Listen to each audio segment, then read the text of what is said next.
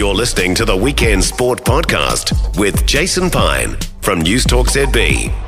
Get you to Australia. Our regular Australian correspondent is Adam Peacock from codesports.com.au and various other media platforms across the ditch. Big NRL news of the week past, Adam, was the Warriors signing of James Fisher-Harris from Penrith for the next 4 years. Still a couple of years left on his Panthers deal. Did this create a few waves over your way? G'day, Piney.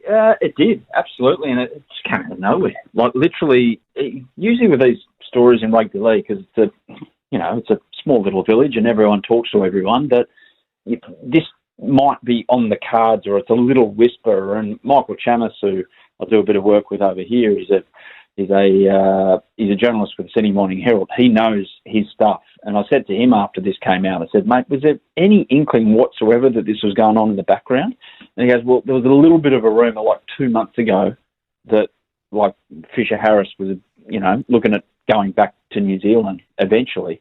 But then, bang, it just got done in 3 days. So, yeah, pretty amazing story. It's hard to keep a secret in rugby league, but they did it and did it well. And I think the Warriors somehow, after Adam Peacock left, there was question marks over how they'd find anyone near his equal. Well, they've actually got a bit of an upgrade, I reckon, because Fisher-Harris is just an elite prop, one of the best I've ever seen. Yeah, no, and high excitement over this side of the Tasman. And you're so right, the vault, the veil of secrecy that managed to exist around this entire deal, it caught just about everybody by surprise on this side of the Tasman as well. A pleasant surprise, though, I will add.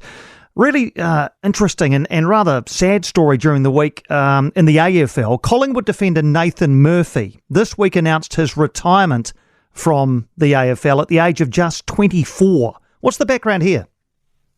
So grand final, he copped a really bad knock. They ended up winning the grand final. He didn't know too much about it. He's had a couple of concussions, and this one, he said, unlike the previous concussions he had, this one started giving him like panic attacks and heavy anxiety. And it's been obviously 6 months since the grand final, hasn't played. He's umming and ahhing about what he's going to do, and he's just decided to pull the pin because he's looked at his quality of life if he decides to keep playing, and he's evaluated the risk, and obviously he's pretty happy with what's in the future for him without footy. And he's doing a couple of degrees. He has a part in a cafe as well down in Melbourne.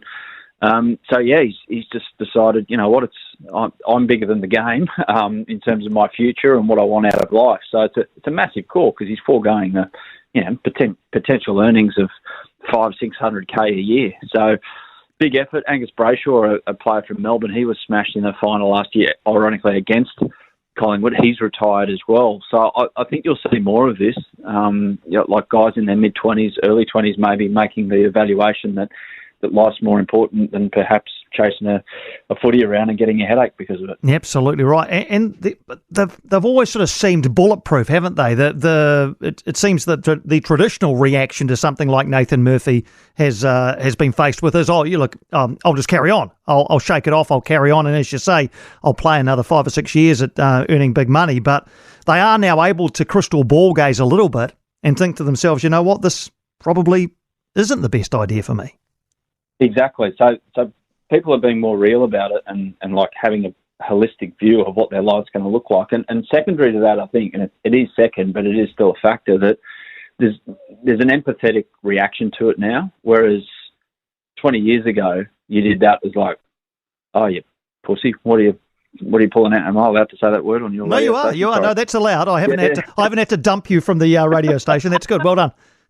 Yeah, fantastic. What are you doing? You're not a man.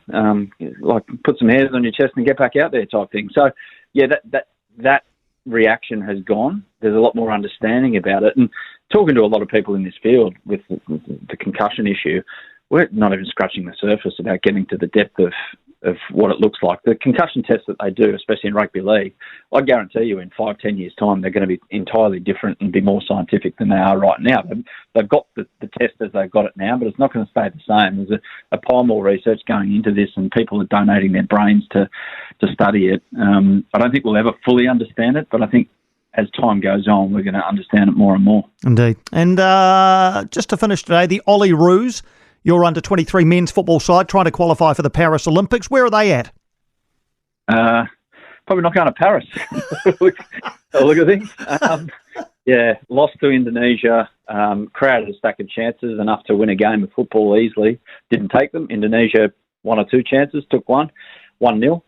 See you later, Australia. So Australia need a miracle. We need to beat Qatar, who have already qualified for the next stage, the quarterfinals. You need to get top 3 in the Asian Cup under-23s. We're battling to get out of the group, so we need a result to go our way in the other game and beat Qatar, who have sailed through their 2 games so far. Look, it's out of an international window, so we don't have our best crop there. We're missing 5 or 6 players who ordinarily would be starting. But I go back to leaving out Nestor and Kunda in a game like this. We're chasing the game. We need a goal. We've got a guy like him on the bench, bring him on with 20, create something out of nothing. I think it was a mistake not taking him, but he's not the sole. Him not being there is not the sole reason. It's just purely that unfortunately this crop hasn't quite measured up against Asia's best at this age group. All right. Always good to chat, Adam. Lots happening, of course, on your side of the Tasman. Great to have you updating us on it. It's actually pouring down where I am today. Have you got any golf in or not? I got some golf in, and it absolutely hosed down about halfway through. And it is, looking out the window now at home, it is hosing down again. So, I got my game of golf in, but everything needs to go under the dryer. Good man. Always great chatting, Adam. We'll do it again next Saturday. Adam Peacock, our regular Australian correspondent here on Weekend Sport around about this time every Saturday. For more from Weekend Sport with Jason Pine, listen live to News Talk ZB weekends from midday or follow the podcast on iHeartRadio.